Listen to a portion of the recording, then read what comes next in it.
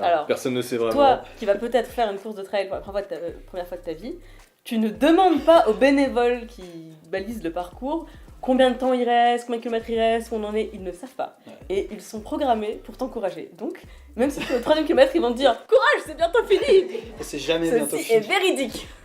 Une fois, j'ai une coureuse qui m'a vue en descente, j'avais pas la bonne position, j'étais en arrière et tout, donc elle m'a corrigée, elle me dit, elle s'est mise à ma hauteur, elle a fait regarde, t'es trop en arrière, mets-toi en avant, machin, attention tes appuis et tout. Et ça n'arrive pas dans le semi-marathon de Paris, quoi. L'éco-trail où c'était très mal indiqué de Paris, enfin le 18 km, à chaque fois que je me gourais, le mec derrière moi il me disait non, reviens, c'est à gauche, c'est à gauche. Non mais je suis pas le seul à Non, mais m'être c'est des gouré. trails, marathon du Mont Blanc au départ du cross, dans les instructions de départ de la course, il y avait attention, on est en montagne, c'est des territoires assez dangereux. Si vous voyez un coureur en difficulté, arrêtez-vous, portez-lui l'assistance. Et il n'y a pas de ah non mais attends mon chrono, machin, c'est D'où les couvertures de survie priorité pour aider les autres. que j'avais. C'est la veste que t'avais pas. Est-ce que j'avais Non, ils verront après. À propos de ça, parlons de leçons qu'on a apprises au fur et à mesure de l'année entre la première et la deuxième course. Est-ce que t'as ton matériel obligatoire maintenant? Toujours pas. Mais non, il a plus de veste. Non, j'ai plus de veste, je l'ai rendu. Il suffit de regarder les courses de l'UTMB. Même les entraînements qu'on a fait. Hein. Et Quand même tu les pars de entraînements 100 qu'on a là fait, pour tu monter pars, 100, tu pars tout en bas, il fait un grand soleil, il fait tout beau, t'arrives là-haut, c'est Ouais, complètement en brouillard, tu vois pas à 2 mètres, tu passes de 20 degrés à moins 5, donc ouais, c'est un matériel qui Ouais, alors vous êtes, permet d'être à l'aise et d'être en sécurité. vous êtes en train de parler de la montagne comme si c'était la guerre, alors que je rappelle qu'on a eu des conditions idylliques sur le Bélier et sur le Petit Art, et qu'on a perdu 8 degrés et qu'on s'est fait une tempête de neige pendant l'éco-trail à Paris. Un ravitaillement, faut éviter tout de suite le fromage et la charcuterie. Alors on va vous proposer beaucoup de choses en ravitaillement, mais surtout ne pas prendre. Non, ce qui est super important avant d'aborder une première course, notamment tout ce qui est point de vue logistique, c'est tout simplement d'aller sur le site ou de récupérer les informations que l'organisateur donne. Il y a différents moyens, ça peut être sur internet, ça peut être via un flyers, etc. Toutes les infos en général sont disponibles, que ce soit pour le retrait de dossard, que ce soit pour les certificats médicaux, le parcours, de quoi sera composé les ravitaillements. En général, pour les dossards, ce qu'il faut, c'est un certificat médical, de non-contre-indication à la pratique sportive, à la course en compétition, le matériel obligatoire, c'est mieux de l'avoir parce que parfois il peut être vérifié au moment du retrait des dossards, et une pièce d'identité, bien sûr. C'est le principal. Lésinez pas sur le matériel obligatoire. Faut vraiment l'avoir. C'est pas juste. C'est pas juste une blague. Il a essayé de passer ce temps, ça n'a pas marché. Vraiment matériel obligatoire. Même la tout. Non, tout, vraiment tout. Même le sifflet, faut l'avoir. Un conseil dont j'ai bénéficié, plutôt sur le deuxième trail en fait, c'était toutes les leçons du premier en fait.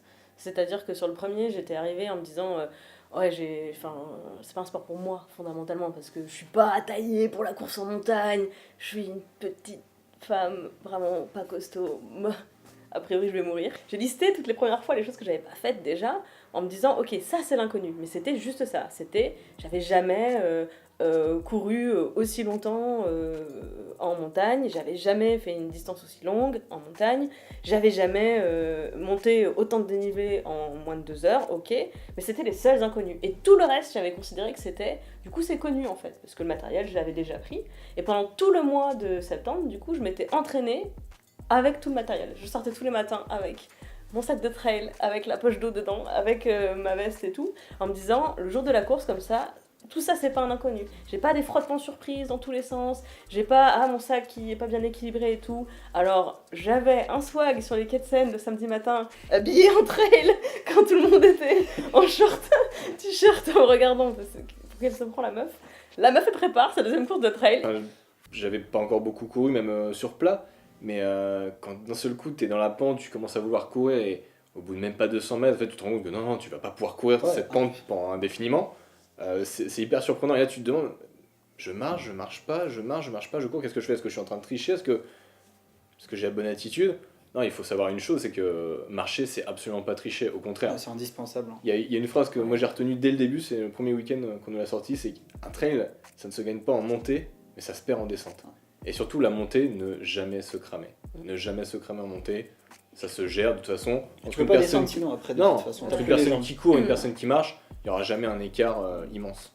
Moi, je continue mes courses et j'ai réussi à les finir malgré l'extrême difficulté de certains passages, parce que je trouve que c'est libérateur en fait. Déjà, c'est pas monotone, contrairement à beaucoup de courses sur route que j'ai pu faire. En fait, en trail, le terrain change sans arrêt, donc il n'y a pas la possibilité de, quelque part, partir sur complètement autre chose, me laisser entraîner dans « Ah, mais en fait, lundi, il faudra pas que j'oublie d'envoyer cet email urgent, parce que sinon, machin... » C'est pas possible, parce que si je fais ça, je perds une cheville immédiatement. Donc, je suis obligée de rester concentrée sur ce que je fais. Après, l'idéal aussi dans un premier trail, c'est de partir en groupe. Partir par exemple avec quelqu'un qu'on a déjà fait, ou pas forcément, mais avec un groupe qui est peut-être aussi motivé que vous. Et l'expérience en groupe, le trail reste un sport individuel, mais ça se vit vraiment en groupe. Et puis c'est indispensable parce que, quoi qu'il arrive, pendant la course, tu arrives toujours à un moment où physiquement t'en peux plus. Et là, il te reste beaucoup à faire. Et c'est là où l'effet de groupe, ou juste rencontrer quelqu'un que tu connais, ou courir avec quelqu'un, te permet d'avoir ce boost physique. Parce que en fait, je sais pas si on va dire boost physique ou mental, mais c'est un boost mental qui te redonne une force physique qui te permet d'avancer beaucoup plus, alors que tu as fait pratiquement la moitié. Moi, c'était souvent comme ça, moitié de course, physiquement, j'en pouvais plus. Et là, tu rencontres quelqu'un, bon, c'est vrai que je voyais pas beaucoup.